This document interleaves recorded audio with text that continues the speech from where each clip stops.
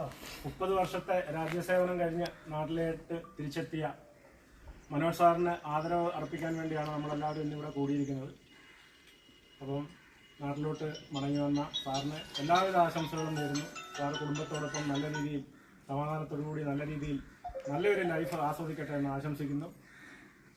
ഇന്നത്തെ ഈ പരിപാടിക്ക് എത്തിച്ചേർന്ന ഈസ്റ്റ് വെന്നീസിൻ്റെ എല്ലാ അംഗങ്ങളെയും ഒറ്റ വാക്കിൽ എൻ്റെ വ്യക്തിപരമായ പേരിലും ഈസ്റ്റ് വെന്നീസിൻ്റെ പേരിലും ഞാൻ സ്വാഗതം ചെയ്തുകൊള്ളുന്നു.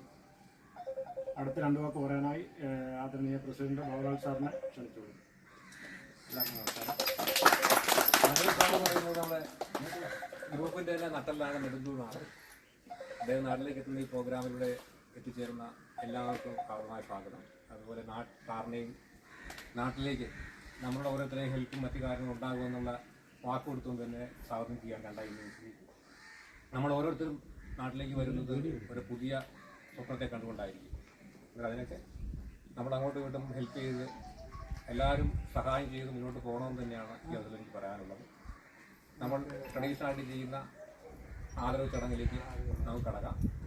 ആദ്യമേ അദ്ദേഹത്തെ ഒരു പൂ കൊടുത്ത് സ്വാഗതം ചെയ്യാനായിട്ട് അദ്ദേഹത്തിൻ്റെ ഇളയ മോൻ